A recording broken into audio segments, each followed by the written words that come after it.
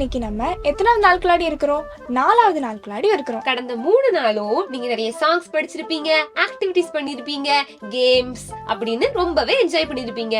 இந்த 4வது நாள் விபேஸ்ல நம்ம ஜூனியர் தம்பி தங்கச்சிகளுடைய பாடத்தலைப்பு என்ன தெரியுமா? தேவ ஆவியில் வளருதல். பாடத்தின் நோக்கம் என்ன தெரியுமா? காலேப் அப்படின்ற ஒரு மனுஷனுடைய வாழ்க்கையை பத்தி ஒரு எக்ஸாம்பிளா படிக்க போறோம். இந்த 4வது நாளுடைய மனப்பாட வசனம் என்ன தெரியுமா? நாம் ஆவியினால் பிழைத்திருந்தால் ஆவிக்கேற்றபடி நடக்கவும் கடவோம். கலாத்தியர் 5வது அதிகாரம் 25வது வசனம். பாடம் சுருக்கம் பார்க்கலாமா? காலேப் யாரு? தேவ ஆவியை பெற்றுக்கொண்ட ஒரு மனுஷன். மோசே கானான் தேசத்தை வேவு பார்க்கறதுக்காக 12 பேரை அமிச்சாங்க. அதுல ஒருத்தர் தான் காலேப்பு. ஆமா, கானான் தேசம் எப்படி இருக்கும்? கானான் தேசம் ரொம்ப அழகான செழிப்பான ஒரு தேசம், பாலும் தேனும் ஓடுகிற ஒரு தேசமா இருந்துச்சு. அந்த தேசத்தை தான் சுதந்திரத்து கொள்ளும்படியாக இந்த 12 பேரும் போனாங்க. ஆனா அந்த தேசத்தை சுதந்திரத்து கொள்ளுவோம் அப்படின்ற நம்பிக்கை காலேப்புக்கும் யோசுவாக்கும் மட்டும்தான் இருந்துச்சு. அந்த 10 பேருக்கும் அந்த நம்பிக்கை இல்லை.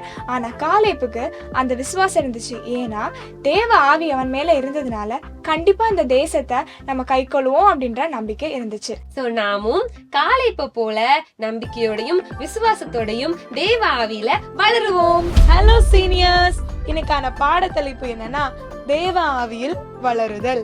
இன்னைக்கான பாடத்தின் நோக்கம் என்னன்னா தேவ ஆவியை பெற்ற காலேப்பின் வாழ்வை உதாரணமாக எடுத்துக்கொள்ளுதல். இன்னைக்கான மனப்பாட வசனம் என்னன்னா, என்னுடைய தாசனாகிய காலேப் வேற ஆவியை உடையவனாய் இருக்கிறபடினாலும் உத்தமமாய் என்னை பின்பற்றி வந்தபடியினாலும் அவன் போய் வந்த தேசத்திலே அவனை சேர பண்ணுவேன். அவன் சந்ததியார் அதை சுதந்திரித்துக் கொள்வார்கள். என்னாகமம் 14:24. இன்னைக்கான கதை சுருக்கம் என்னன்னா, கானான் தேசத்தை பற்றியும் கானான் தேசத்தை வேவி பார்க்க சென்றவர்களை பற்றியும் இஸ்ரவேல் ஜனங்களின் கீழ்ப்படியாமையை பற்றியும் காலேப் தேவ ஆவியை பெற்றதினால் கிடைத்த நன்மையை பற்றியும் இந்த பாடத்தில் நம்ம விரிவா பார்க்க போறோம். ஹலோ ஃப்ரெண்ட்ஸ், இன்னைக்கு நம்ம டே 4 வந்திருக்கோம். டே 4ஓட தலைப்பு பார்க்கலாமா? தேவ ஆவியில் வளருதல்.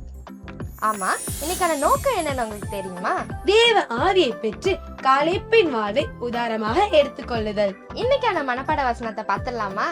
நீங்கள் தேவனுடைய ஆலயமாய் இருக்கிறீர்கள் என்றும் தேவனுடைய ஆவி உங்களில் வாசமாய் இருக்கிறார் என்றும் அறியாதிருக்கிறீர்களா?